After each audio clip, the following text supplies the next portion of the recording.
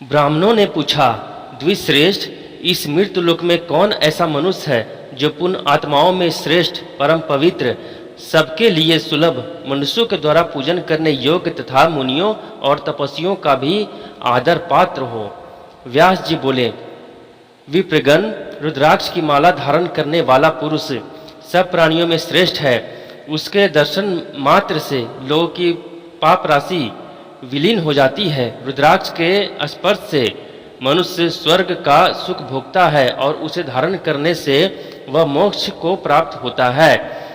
जो मस्तक पर तथा हृदय और बाहों में भी रुद्राक्ष धारण करता है वह इस संसार में साक्षात भगवान शंकर के समान है। रुद्राक्षधारी ब्राह्मण जहाँ रहता है वह देश पुण्यवान होता है। रुद्राक्ष का फल तीर्थों में महान तीर्थ के समान है। ब्रह्म ग्रंथि से युक्त मंगल मुनि रुद्राक्ष की माला लेकर जो जप, दान, स्तोत्र, मंत्र और देवताओं का पूजन तथा दूसरा कोई पुण्य कर्म करता है वह सब अक्षय हो जाता है तथा उसके पापों का क्षय होता है।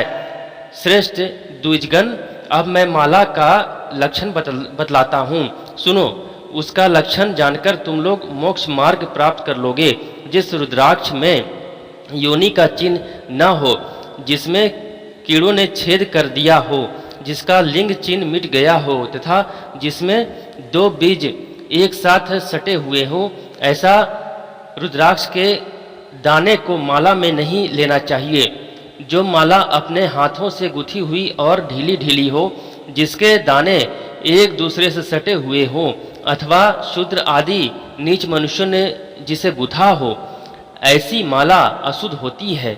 उसका दूर से ही परित्याग कर देना चाहिए। जो सर्प के समान आकाश वाली, एक ओर से बड़ी और क्रमशः छोटी, नक्षत्रों किसी शोभा धारण करने वाली, सुमेरु से युक्त तथा सटी हुई ग्रंथि के कारण शूद्र है, वही माला उत्तम मानी गई है। विद्वान पुरुष को जैसे ही माला पर जप करना चाहिए, उपर्युक्त लक्षणों से शुद्ध रुद्राक्ष की माला हाथ में लेकर मध्यमा उंगलियों से लगे हुए दानों को क्रमशः अंगूठे से सरकाते हुए जप करना चाहिए। मेरु के पास पहुँचने पर माला को हाथ से बार बार घुमा लेना चाहिए। मेरु का उल्लंघन करना उचित नहीं है।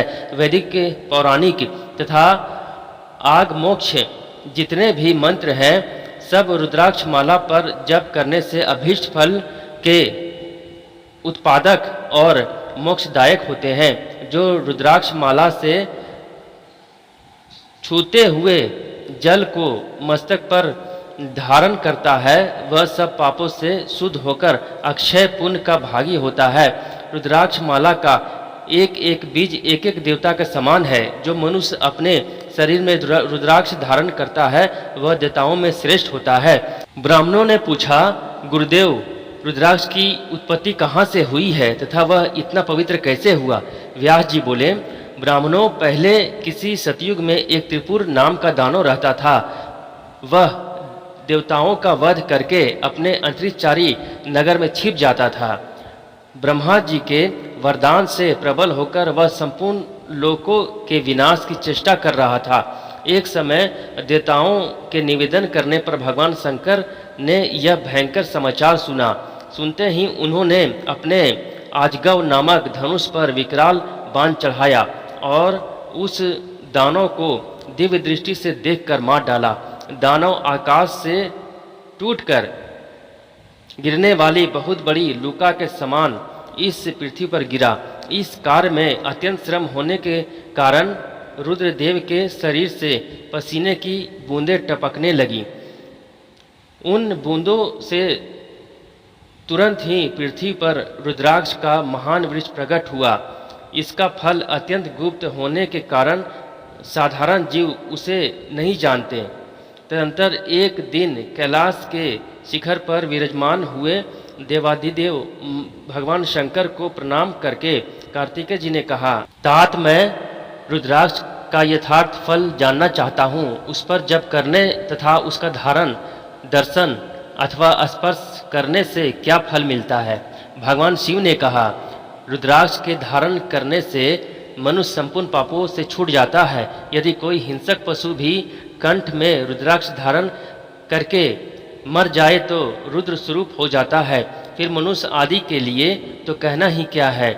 जो मनुष्य मस्तक और हृदय में रुद्राक्ष की माला धारण करके चलता है, उसे पग पग पर अश्वमेध यज्ञ का फल प्राप्त होता है। रुद्राक्ष में 1 से लेकर 14 तक मुख होते हैं। जो कितने भी मुख वाले रुद्राक्षों को धारण करता है, वह मेरे समान होता है। इसलिए पुत्र, तुम पूरा प्रयत्न करके रुद्राक्ष धारण करो।